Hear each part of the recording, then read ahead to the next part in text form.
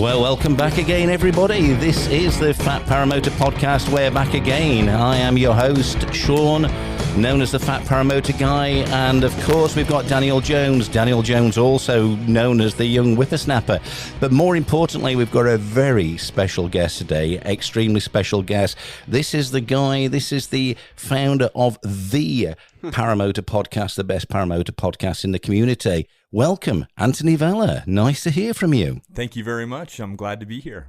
Awesome, absolutely awesome to have you here. Dan, are you with us? I'm here with you, Shaun, loud and clear. This is fantastic. So, Anthony, listen, the whole community must know Anthony. Anthony's got a fantastic YouTube channel, 10,000 subscribers. Go and check him out there. But he also hosts the Paramotor Podcast, an inspiration for the Fat Paramotor Podcast, and well received by everybody. How's things over there in the United States then, Anthony? Oh my gosh, so good. We've got it made here in the U.S. I hear about other people's flying situations around the world, and I consider myself super, super lucky to live where I do in the wide open West Texas deserts of, the United States. It's pretty great. Now, this just sounds fantastic because we've been cooped up for a little while, haven't we, Dan, with the lockdown and things? And if it's not the lockdown, it's the weather, eh? Absolutely, mate. It was 88 days since my last flight. On the one day that I've been out since, I got 16 flights in that day, but now I haven't flown for 2 weeks again. So it's, frustrating. You probably don't realize this, Anthony, because you live in beautiful Texas where the weather's always fine. But the other day here in the UK, it was 23 degrees, that's Celsius. I don't know what that is in Fahrenheit. You guys over there who watch in black and white, you use Fahrenheit. And that's right. But it was 23 degrees here for a March. That was the end of the March, which is absolutely fantastic. Then 2 days later, it was 4 degrees again, nearly freezing. One of the things I wanted to ask you, though, Anthony, is, like I said, it's great to have you on here, is you've been in the paramotoring community for about 3 years now, I believe. What's your motivations behind it? How did you end up in paramotoring? Oh my goodness. It's just really like this super, super deep passion, desire to be in the air in one form or another. And the beauty, of course, about paramotoring is that they are just so damn accessible. Sorry, am I allowed to say? I'm sorry. I won't say it. You absolutely are. Okay. Just because we're English, mate, it doesn't mean we swear. Okay. I will keep myself under wraps. When I talk about paramotoring, I get really, really, really excited, uncontrollably.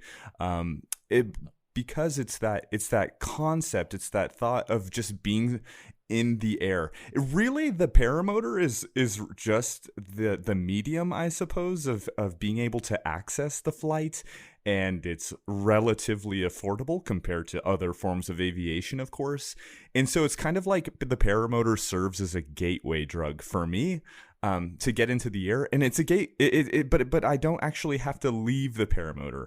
The reason I say gateway drug is because there are negative side effects, and I consider myself to be the sort of individual who recognizes both, because and you certainly do as well. I mean, I've seen your videos. You're very candid and honest about it's not all like rainbows and whatnot. It's truly can be challenging at times, but it's totally worth the effort. So when I found paramotoring, I just went all in, and I haven't looked back since. A lot of people don't realize there are a lot of trials and tribulations come with paramotoring, and you're absolutely right. It's addictive. It's one of those things that gets into your blood. But right. You know, I said this in one of the other podcasts, I think, or maybe talking to Daniel, but I blamed Tucker Gott, because Tucker Gott made the paramotoring look so bloody easy. Damn, and I thought, I'm just going to buy one of these paramotors, put it on my back, and I'm going to be floating in the air. And it was completely different to that. But but still, the challenges are what made it for me. I've enjoyed all the challenges and the trials and tribulations for sure. I've had along the way. For sure. Yeah, I was totally thinking about that last night with Tucker Gott, being that he is so influential. He's brought so many people into the sport with a channel that has 1.5 million individuals watching. However, it's like when you click onto YouTube and you type in paramotor, of course you're going to get Tucker Gott, who's this young individual, young, fit, his neuroplasticity of, being his younger age, he's able to pick up these things really quickly. And then you've got an audience who are I think the demographic of paramotoring is generally middle-aged individuals looking for something new, something fun to do. And unfortunately, the reality is they find out it's not just given to you, that you actually have to work for it. Too true, Anthony. It's until you actually start doing it, you don't know what you don't know.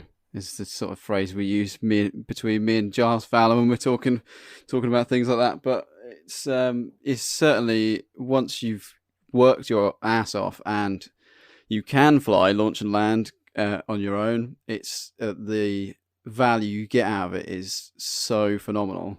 It's unreal. It is quite a challenge, I think. I think it's important for newcomers to know that there are challenges, but it's like anything that presents a challenge, the rewards are immense. Phenomenal rewards from paramotoring. Right. Lots of people get different things out of it. And some people enjoy it as a form of aviation, and they like the whole aviation craft of flying a machine, and the pilotage and such like. I just like the view, mate. What I find is important is just the view, is just to be sat up there looking at the fields from a different perspective.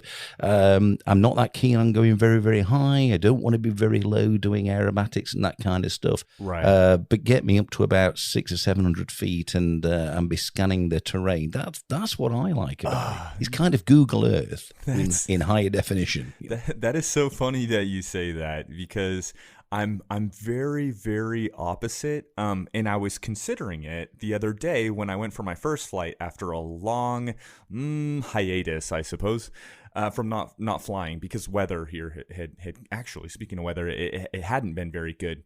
But you mentioned the view, and I know that a lot of individuals seem to get a kick out of the view of it, but I feel like for me, it's kind of like this weird sensation, and I don't know how you feel about it, Dan.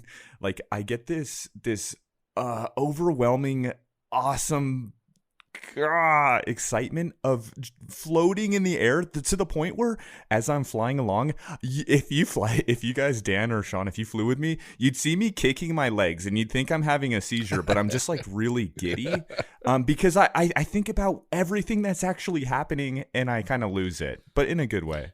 I think I mentioned before as well, I was into general aviation. I've got a general pilot's license and things. And one of the things that I noticed from that is flying disconnects you as well from everything else that you do in your life. Yeah. When you get up there, the rest of your problems don't seem to matter.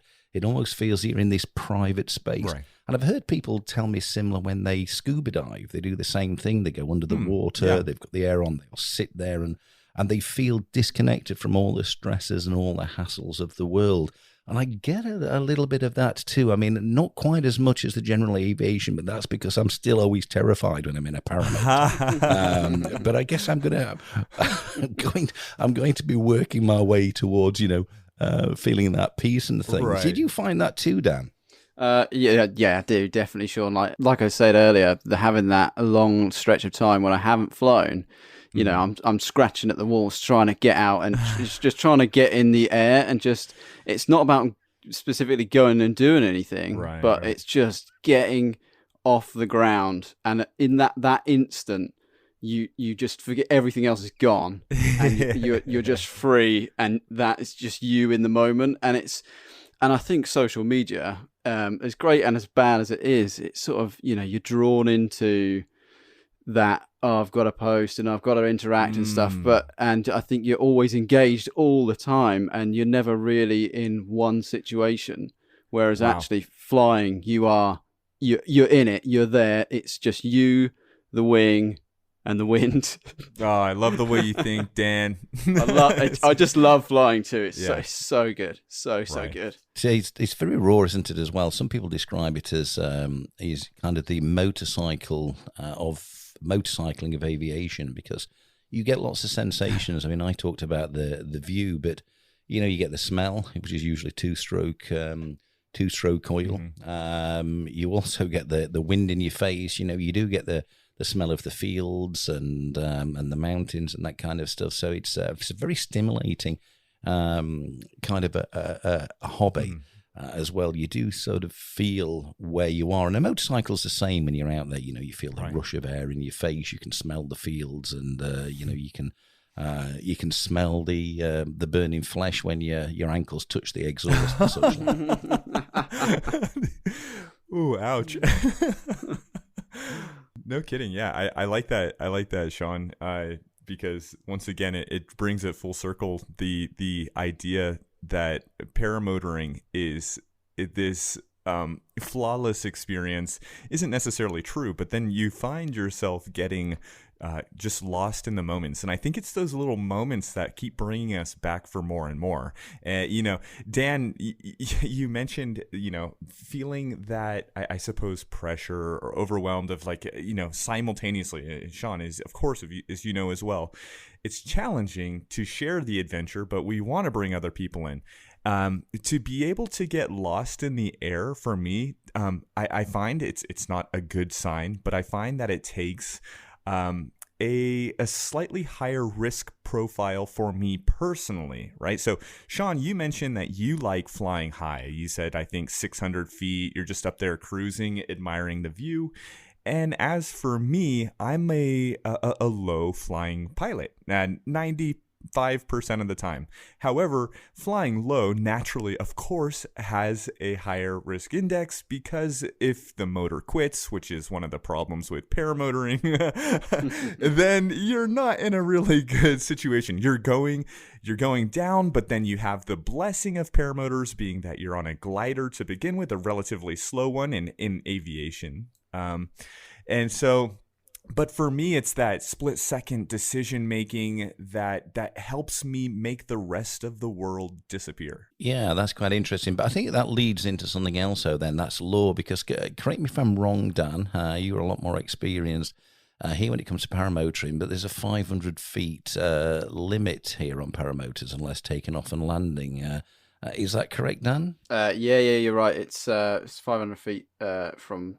Wow. Like any object, person, thing. But, low flying does occur. And I think it's a separation thing. I'm not sure it's necessarily. It's definitely you can be within that 500 feet region if you're taking off and landing. That's where it comes into play. But if you're flying along in like an open field, you could be 2 foot off the floor. And I'm sorry if that's wrong for anyone out there.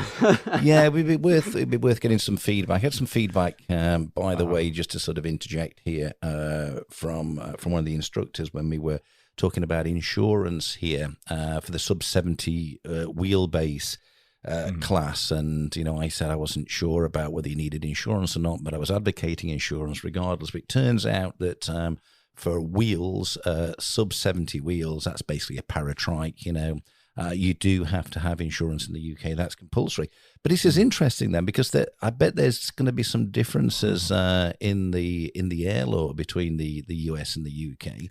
Not understanding completely air law in the UK. That's terrible, isn't it? Because I did most of my training in Australia, and it's about 30 years since I learned to fly an aeroplane. So that's all disappeared and stuff. But what restrictions, Anthony, does the law place on you there for paramotoring in the US? Okay, so let me just preface this by saying I am not the law, so my flying style should not influence your flying style. Wink, wink. No, I'm kidding.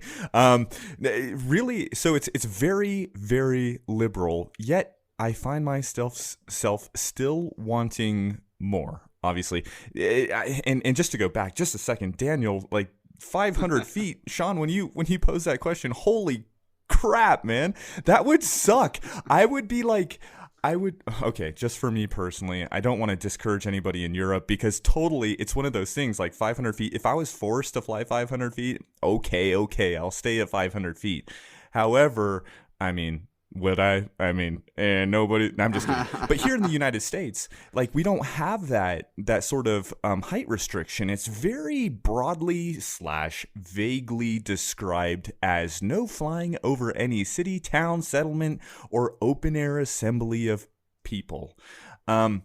which, like, I agree with. And I mean, that's one of the things that I can totally abide by, being that that's what the FAA, the Federal Aviation Administration, has deemed necessary in order to keep the general public safe. And so I'm like, cool. However, the difference, I think, from the European theater of paramotor war and just the paramotor life over here in the United States is because our land mass perhaps plays a huge role, because we have hundreds of miles that you could go without crossing anything but a jackrabbit and a cactus. I mean, at least here in El Paso. So I think it's a lot more lenient in that sense, because I speak with like Giles Fowler and Paul Mockford and Dan and you, Shaun, and it appears as though like paramotoring in the UK or other parts of Europe, you're always approaching the next town, shire, whatever it may be, whereas here it's like, I think it's just the public safety that dictates law. Yeah, I was just going to interject on the 500-foot rule. Say you've got a person standing in a field, open field. Right. You have to be 500 feet away from that, in like a bubble zone away from that person, or like its own airspace. Yeah, it's got its own airspace essentially. Yeah. But like as soon as you're like 501 feet away from them, you could be 2 foot off the floor because you're not within that 500-foot diameter. But you know, how are you going to judge whether you're 501 foot or 499 feet, you know, away from this person? It's better to be safe than sorry. It's an interesting concept, isn't it? We ought to call it a PATS, didn't we? A personal air traffic zone there that you have to keep away from. But it's unusual. I know with light aviation, you know, with a PPL, it's a 500 feet above ground law. You can't fly any lower unless taking off and landing. With the paramotor, I guess then that must be different. Must be a different regulation that applies to that. Seems quite difficult, doesn't it? Because you'd be flying along and over the fields at 2 feet, enjoying the daisies and things, and then if somebody pops up from behind a hedge, you've literally got to steer hard or power up or disappearing and get 500 feet away from the person. That would you're going to prison. That's an interesting concept. Yeah, that's right, mate. You know, and if it's a farmer with a shotgun, you're in even more trouble, aren't you? Yeah. Just at that point, you're probably safe to land and say, "Oh, I was just landing." Right. Because you're probably within that 500 foot. There's no way you'd get away from them. And it's so easy to do as well. Like you're saying, Anthony, you know, we do come up on the next town within like 5 minutes, even out in the sticks, you know, like I'm very jealous of El Paso, and hey, come on out. Yeah, I'd love to. I would not want to hit one of those cactuses, but you know, I'm a little bit better with my fuel, I guess, you know, keeping enough in the tank. Ooh, got me. So we invited Anthony Vella onto the Fat Paramotor podcast purposely, you know, to pin him with the running out of fuel. A roast. We're vicious, Brits. We're vicious. I know, that's right. But it's only pure jealousy, though, you know, because you know, when you have the best looking man in the paramotor industry who flies in the most beautiful place in the world comes on to the Fat Paramotor podcast, we ain't going to sit there and take it, are we, Dan? We've got to roast him and make ourselves feel better. Get him where you can. You know, it must be that you've got so much space to fly that you can run out of fuel. Like you're flying in the UK, you know, you'd have to land somewhere at some point. And, or if you ran out of fuel in the UK, you could just be like, oh, I timed it perfectly. That's exactly where I meant to land. Whereas for me, like, it's so vast, it's so wide open. Like, okay, since you guys brought up the motor or running out of gas, like, I was out there and I was just having the time of my life. And like you said, Shaun, you can forget everything, including your fuel level. And so I was flying for probably an hour and 30 minutes. I went down and I was carving between these canyons. It was fantastic. Motor out options were not aplenty, but once I realized, I'm like, I'm probably getting low on fuel. I'm gonna go, back to the LZ, find it, and just enjoy the rest of it safely. Yeah, in that sense. However, along the way back to the field, it was just that beautiful sunset, or just that time of evening where it's like the air had calmed down so much. It's like the paramotor no longer feels like a paramotor, and you're just cutting through the air like butter. Like there's not a single bit of rotor or turbulence. My God. And then you're experiencing all of that all of a sudden, and it's out of fuel, and I'm like, shit. And so, but that's the problem. With how good it is, or good it can be. I love the way that our US cousins call it an LZ, don't you? What's a Z? That's a Z, isn't it? Zone. We have to call it an LZ. It doesn't sound anywhere near as nice. Yeah, it sounds abrasive. Start saying Z. But this is the biggest difference. It is, we've got a very dense population density in the UK compared to sort of, El Paso or Texas in general, or even the United States in general.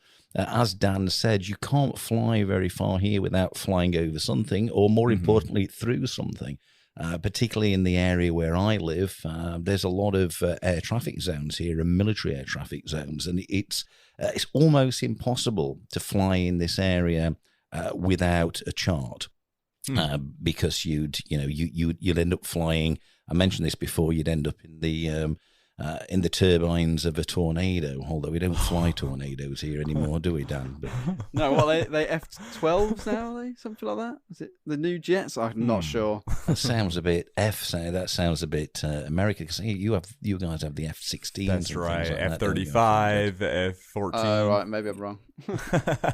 Our terrain's quite different as well, and I was looking, even if you like flying, in mountings and things like that. Our highest mountain in England, for example, is only 3,200 feet high, so we don't have very high terrain here neither. Right. And I think you said to me before, Anthony, there's a lot of altitude above sea level. Is there in El Paso? How high is it? Oh my gosh, yeah, we are 4,000 feet above the ocean. So we air, we got a lot less of that over here. I mean, because literally the density altitude, I don't know, for the listeners, hopefully you have new ones, but the molecular composition of air is spaced out a lot more the higher up you go, which drastically affects the performance of anything that flies, not to exclude paramotors.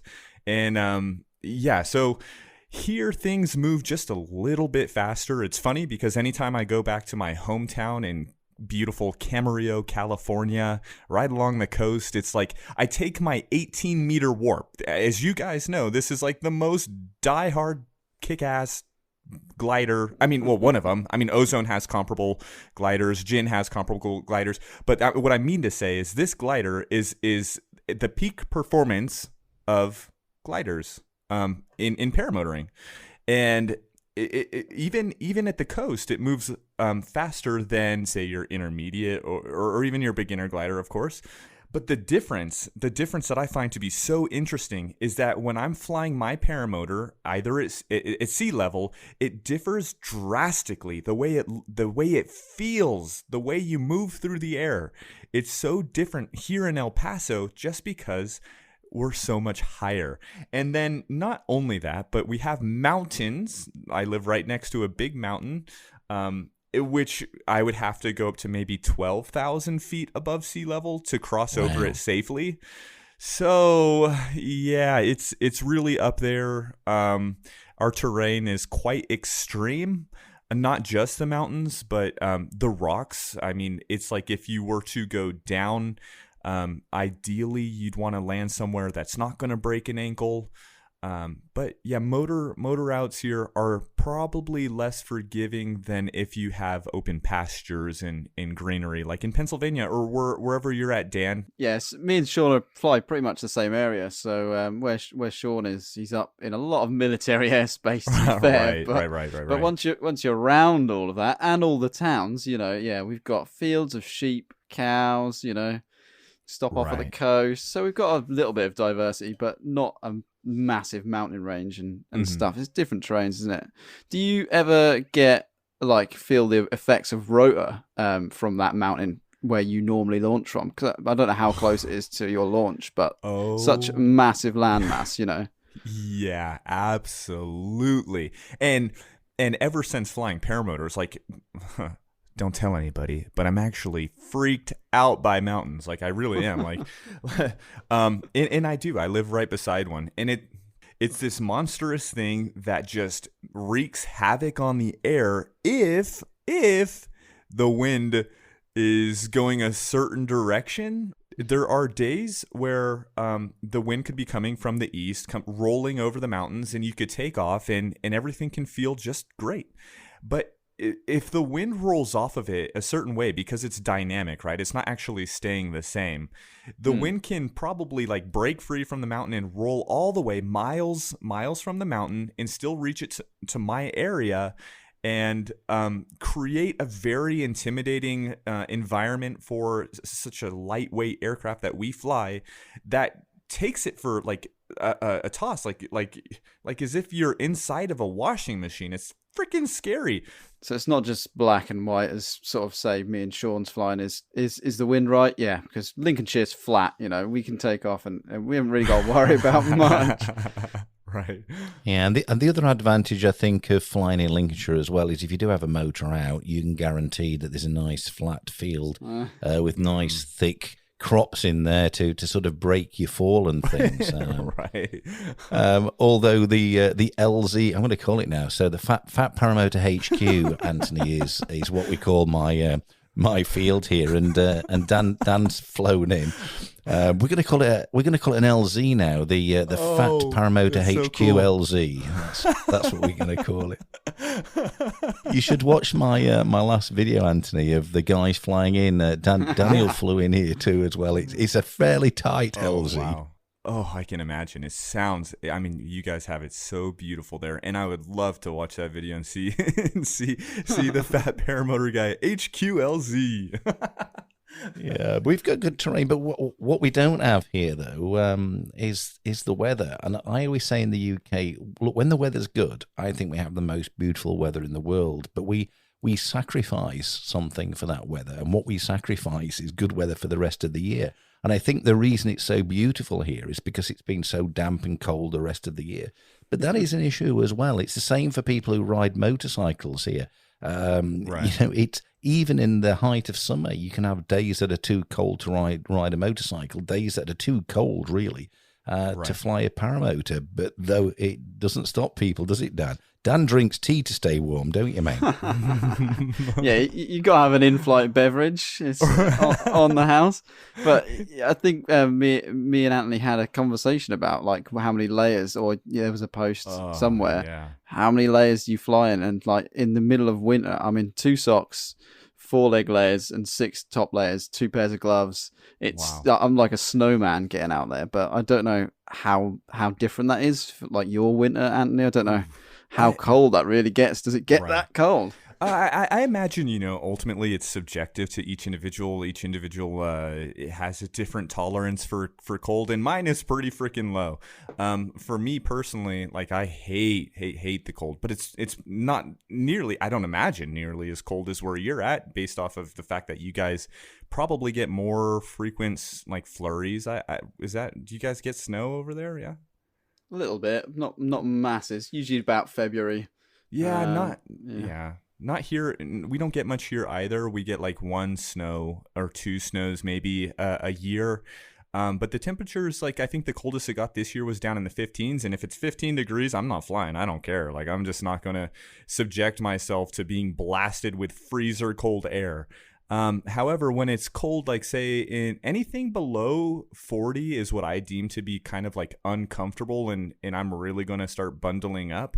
But yeah, for me, because I've suffered like a pretty bad back injury in the past, like spinal cord surgeries, I've had nerve damage. When it's cold, the least of my concerns is how it feels in the air, although I do admittedly hate it. Rather, it's the landing, because of course, as we know, our legs are our landing gear, and in that colder climate, it really hurts. Like, it really hurts my legs. So I try to be very, very conservative flying when it's cold. I'm with you there, Anthony, on the old back injuries. Doesn't sound like I've suffered the same degree as what you have, but I definitely deal with sciatica quite regularly. Yeah. But yeah, being sat in the same position for 2 hours is and cold. It does make you seize up. It's hard going. Right. But yeah, like I'm pretty wimpy to the cold as well. If the thing is though, if you don't fly in the cold in the UK, you don't get to fly that much.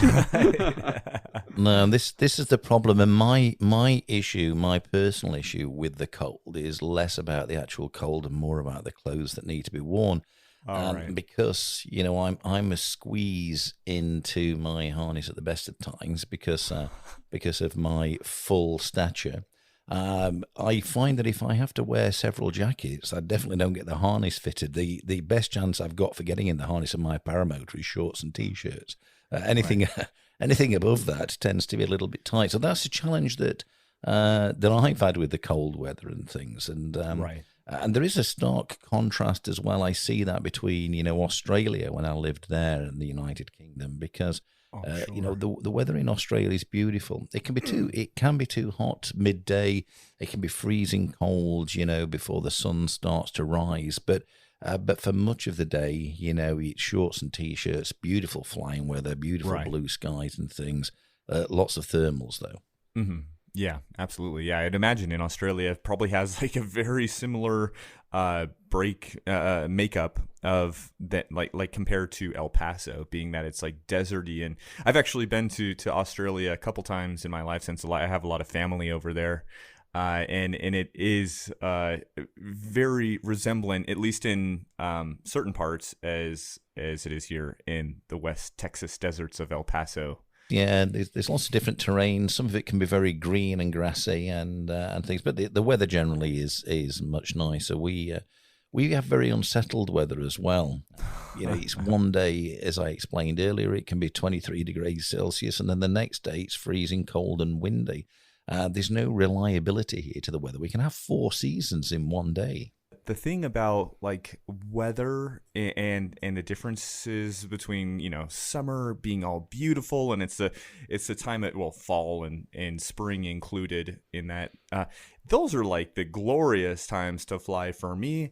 And then when it comes to winter time, it goes all the way back to what you originally said, Shaun, as far as you do it for the sightseeing. I don't think I could in the wintertime really sit and appreciate the view of paramotoring. I mean, I definitely do appreciate it so long as I'm comfortable. And so wintertime flying for me, it really can take some of the fun out of it. So the reason that I primarily will fly in the wintertime is to practice technical, like, I don't know, some of the more complex aspects of flying. My flying style kind of changes with the seasons because it's more upkeep, I suppose, to make sure that when spring comes about, I'm like ready to rock and roll. So maybe it would be deemed as like maintenance, I guess, maintenance flying, making sure I'm keeping up with my skills. Keeping current's important. Right. It's when you get a layoff, it's so much different to when you go back and then start practicing again. So yeah, it's worthwhile flying in the winter if that's what you're doing. But it sounds like you get a longer flying season than we do, though. Yeah, I'm sure. What about things then? Like being able to be, I don't know what the right word is for this, but here in the UK, if I'm flying and I have an engine out, you can guarantee wherever I land, I'm a 5-minute walk away from a road. But some of the terrain that you fly in there, Anthony, over there is, could you even get a vehicle to come and rescue you? Or do you fly over some terrains where really you've got to hope you're not injured and then you've got to put a paramotor on your back and have a 3 or 4 mile hike back to civilization? Is it like that? Oh my gosh, it's so funny that you mentioned that because recently we went camping and this camping location is probably, I don't know, 30 miles away from the next closest thing to include roads. I mean, there's some cattle out there grazing, but it is way out there. And I mean, there are no paths, there are no Roads is mentioned. There are no cell phone towers. You are completely cut off. So as I was out there camping, I was like, man, I would love to just fly off in that direction towards the sunset one day and just maybe cruise around those remote mountains and just see the whatever. But God forbid I had a motor out. I would be screwed. Like, I would be totally screwed. Because I wouldn't be able to phone anybody unless I had like a satellite phone, I guess. Yeah. And as far as walking goes, I kind of like played through it in my mind. I would quickly ditch the gear, build a fire, and scream and cry and say, "Help me!" I don't know. It would make a fantastic video, Anthony. I'd watch that one. Yeah. I've never been to Texas, but I imagine it, as you said, in a way to be like Australia, and it's like with the off-road scene, for example, because I also enjoy sort of off-roading and overland and things. And so here in the UK, you can go off-roading, as they call it, or sometimes they call it green laning. But if you if your vehicle broke down, like I said, you could walk 5 minutes to a phone box, and you could get a recovery truck to come and pull you almost anywhere that you are in the UK. But when I was in Australia, you can be hundreds, if not thousands of miles away from civilization. That's where some of these guys go. And it's completely different. And it's hard to explain to somebody, I think, who lives in the UK, who's never been to see some of these places, just the vastness of some of these spaces and things. I guess the closest we get to that might be Scotland, some of the Scottish Highlands, or maybe even some of the valleys in Wales might be more similar. But even then, I think even in the deepest, darkest valleys in Wales, there's farm tracks everywhere. Wherever you land, you can guarantee there's a farm there. Right. And I'm sure it's like really tough to, rope and ride a kangaroo all the way back to civilization. So I've been told that the danger there it's the camels. They've got rogue camels. Oh, is it? And apparently, especially in mating season, because they have these bull camels that if you come anywhere near them, Oh, yeah. Be taken by a male camel. Yeah, that's right. So whatever you do when you land, don't fall onto all fours. Otherwise, you might be in for a shock. Right. Don't make eye contact. But let me assure you, it gets you home pretty quick. Oh, gosh. It's funny you guys should say like how remote like those two areas are. Like, it just makes me realize how spoiled I actually am. I've never had to even think about, I might not be able to get home. Like, whenever I've flown, I've always been like, there's always a road there. It's shocking. Like, I suppose when you fly your own area, you don't tend to think about the other things, do you? You think about what's in front of you on your plate there and then. That's, But that's interesting. I mean, at the same time that you say that, Dan, it's like simultaneously, it's like maybe you appreciate that. And for me, I don't know, because flying, one of the aspects of flying is to get away from it all. I mean, in kind of like a therapeutic sense. Like, I mean, I am trying to, if somebody was going through a hard time, I would suggest to them to pursue their passion, whatever it may be. As for me, it's flying, and the way that I find flying to be at its purest is to get like away from it all. And so if I was flying, and I would assume, I don't know, because perhaps you haven't had the opportunity like Shaun or I to fly in a remote location. And I'm sure, Shaun, you might agree that there is, in spite of it maybe being a little bit intimidating at times, did you find, Shaun, that it offered any sort of serenity, I suppose, to fly away from it all? So when I was learning to fly in Australia, which is where I've done all my flying, to be quite honest with you, especially when I did some of the cross-country work towards a license, because you have to have a license in Australia, or a permit, or whatever version of that it is. But yeah, it's pretty remote in some of the areas we're flying, but not remote enough to be, I don't think, like you're flying in there, Anthony. You're basically flying over claimed territory. So whatever you're flying over is likely to be somebody's farm, or somebody's land. Right. So I've never flown anywhere that was remote enough to consider being away from everything. Although Being in the air sometimes, I think I felt is that disconnect.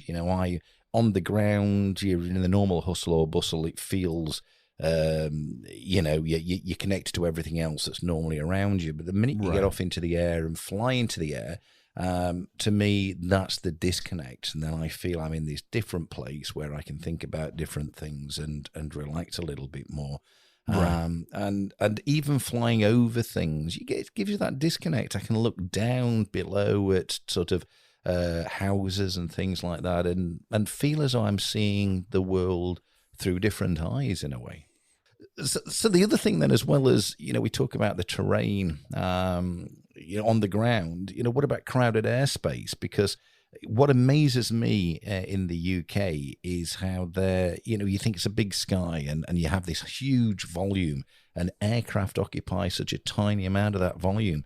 Yet we see aircraft all the time here. It really is tiny when it comes to airspace, or I guess it's quite high airspace density. Right. So we have to have our wits around us here. And, we sometimes use flight information services if you've got a radio, or we let the local flight information service or aerodrome or airfield know. For example, when people fly here, we speak to Waddington Airfield, which is a military airfield. We register a NOTAM, a notice to airmen, to let them know we're flying in the area. And they can also warn any pilots in this area that there's paramotor activity going on. Those kind of things are fairly routine for us here, aren't they, Dan, I guess? Or at least staying vigilant when you're in the air looking for aircraft. Do you find it's the same there, Anthony, or do you feel as though, if the chances of bumping into something in the sky flying over El Paso in Texas is, like finding rocket horse manure? Yeah, I was going to say, I have to look out for birds. This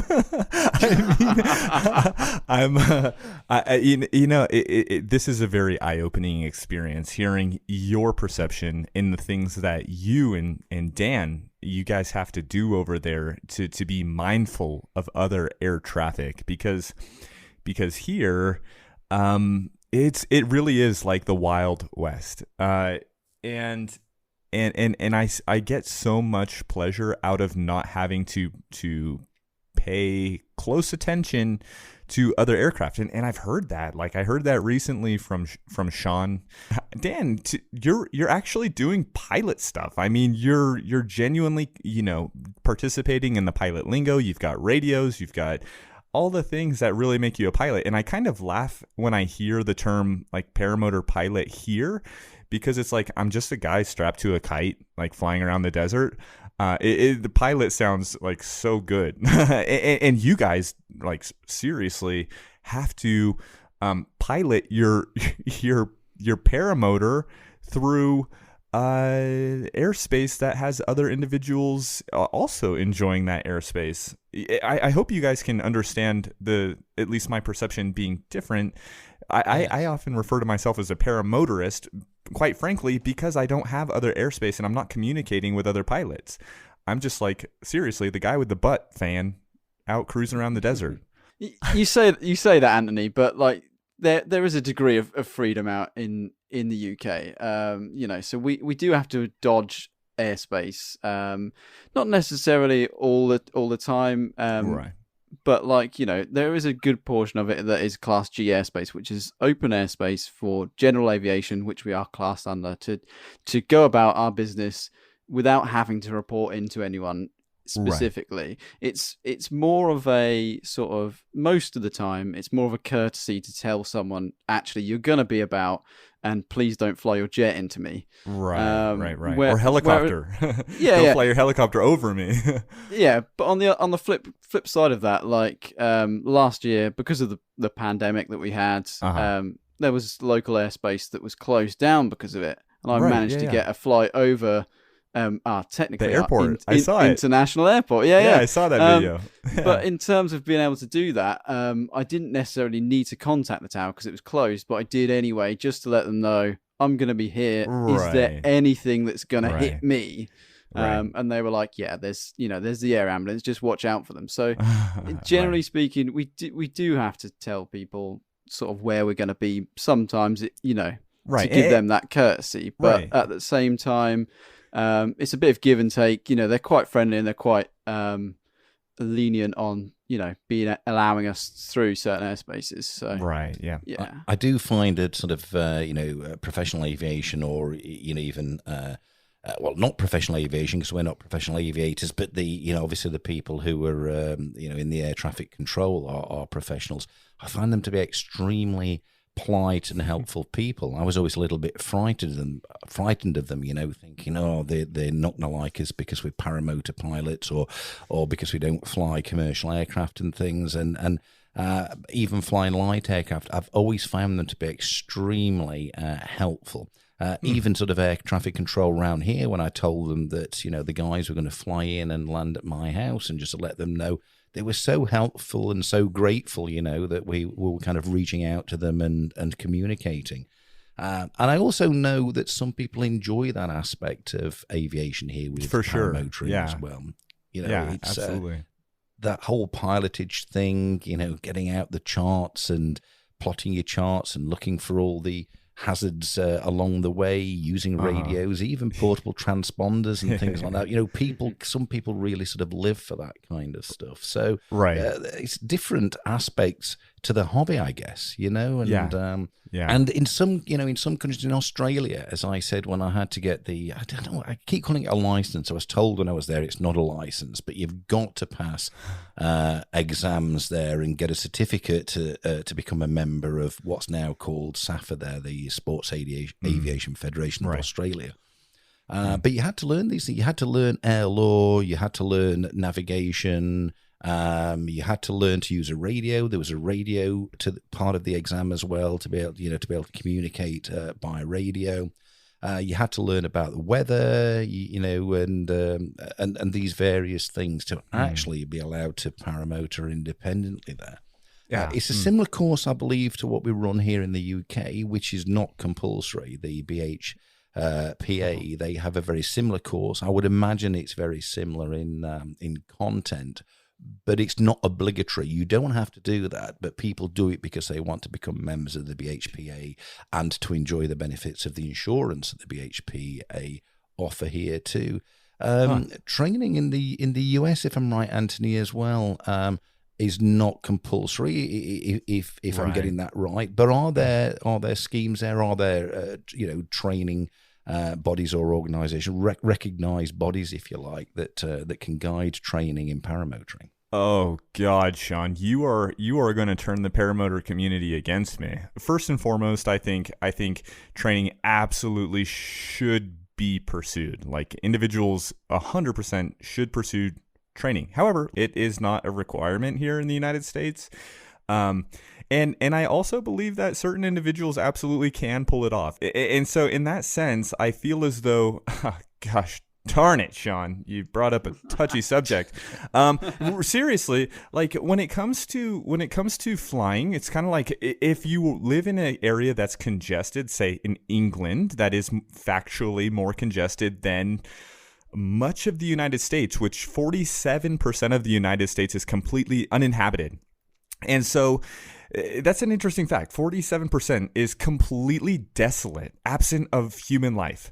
Wow. So yeah, freaking wow. It's like empty. So if, rather than mandating certain laws or telling you what to fly, how to fly, so long as you're not any threat to society, then I just believe that it ought to be right, the right of the individual to pursue flight, especially if it's in these wide open spaces where the only harm to come is to yourself.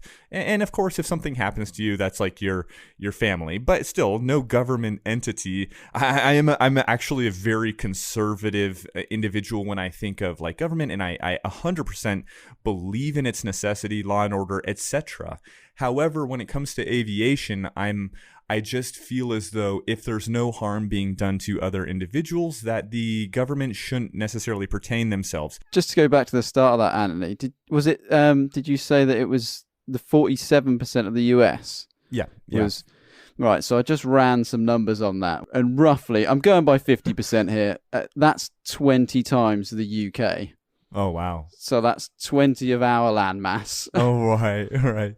to make Yeah. up that uninhabited space, which is insane. That is a massive amount that's just Yeah. desolate. That's Right. crazy. Right. So crazy. And so exactly to that point, Daniel, but my approach is that just leave me alone. I'm not going to hurt anybody. Like, I'm over here in this beautiful country, the United States, when you have wide open area, why not is the question. Why the hell not? Yeah, I agree with you, because I've always said that, law, the rule of laws shouldn't be there to protect ourselves from ourselves. We're adults, and we're supposed to have freedom. We're free to make stupid decisions if that's what we decide to do. Laws are supposed to be there to protect others from your stupid decisions. Right. So there should always be laws in place, I think, that, and I can understand, why there's certain laws in certain areas because other people can be affected by the decisions that you make.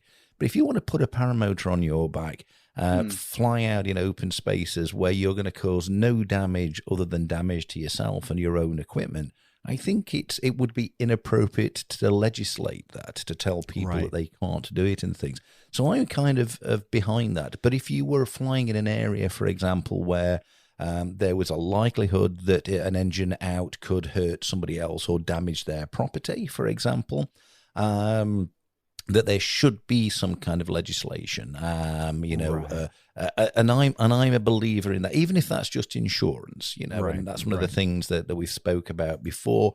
If you're going to fly in areas where there's a possibility you could land and damage somebody's commercial or somebody's personal property, you should be adequately insured for that. The same way you would with a car, you'd be expected to do that with a car and things. And that's my sort of stance on it. But if you want to go and do something stupid, out in the open spaces on your own, you should be allowed to do that, in my opinion, without authorities getting involved and imposing on your free will, basically, your decision to live your life as you'd like to.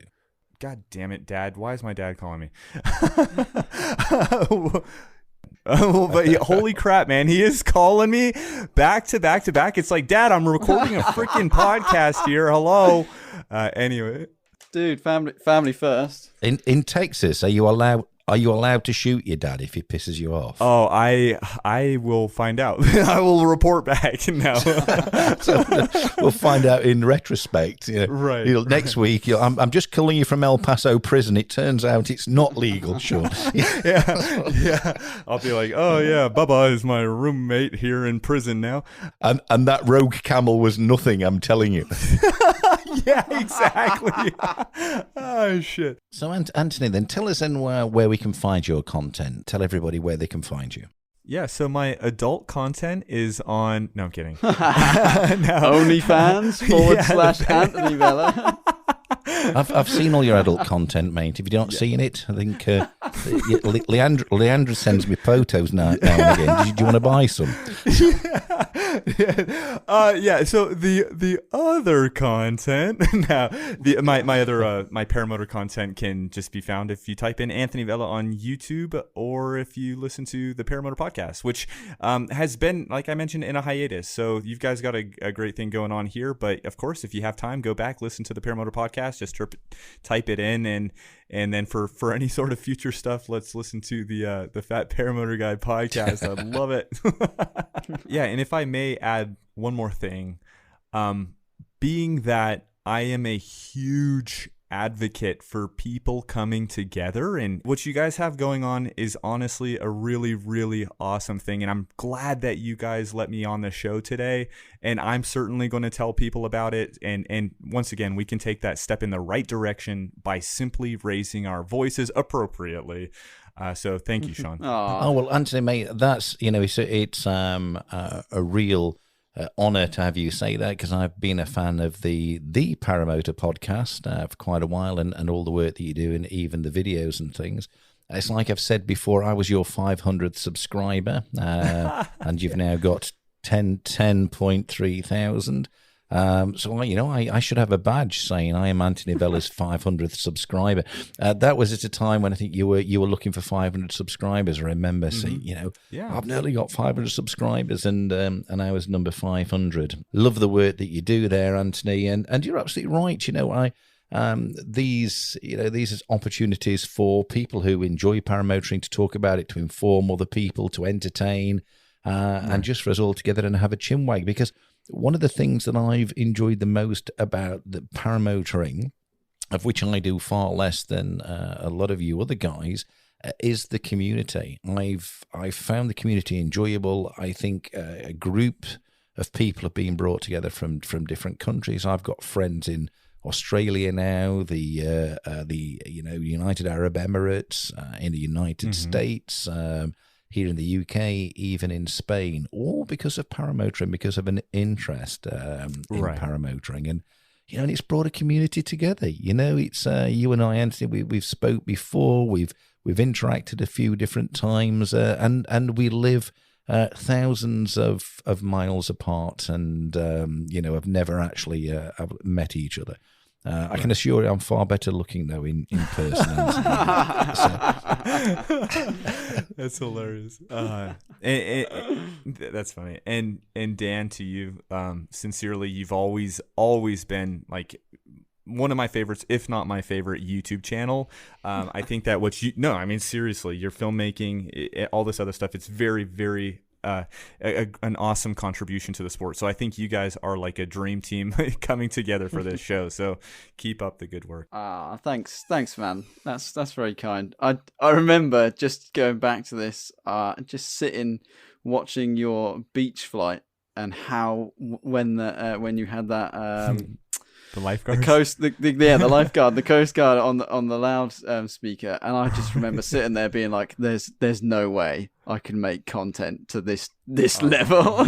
Thanks, but I just try and bring information in and get people interested in the sport. But what you're doing is you've got the podcast, and you've got your videos, and you're giving a real honest view of what paramotoring is. And I think for all of us, we are giving that honest view of paramotoring, and that's what will get people to actually take it up. And they've got all the information there. I think that's a priority for all of us, which is quite important to give people, rather than lead them down a long windy road of look at how amazing this is. But yeah, absolutely, it's you're doing an amazing job, both of you. Thank you. Anyway, it has been absolutely fantastic to have you both on again. Daniel, thank you very much for co-hosting. But Thanks, Anthony Shaun. Vella, it's been an absolute treat to see you here again. Woo, thanks. So don't forget, everybody, if you want to hear more of this podcast, please go and listen to it in your favourite podcast places. Don't forget, you can find Daniel Jones on YouTube. You can find me on YouTube, the Fat Paramotor Guy. And you can certainly find Anthony Vella on YouTube too. Well, it has been an absolute treat. Once again, I was the Fat Paramotor Guy. Daniel Jones was co-hosting. Thank you very much, Daniel. Always a pleasure to have you here in the studio. Anthony Vella, wow, what an absolute treat. I hope we get to speak to you again someday. Fantastic. Keep up the good work there, all the way from El Paso in Texas. This was the Fat Paramotor Podcast. I am Shaun Fable. Bye for now.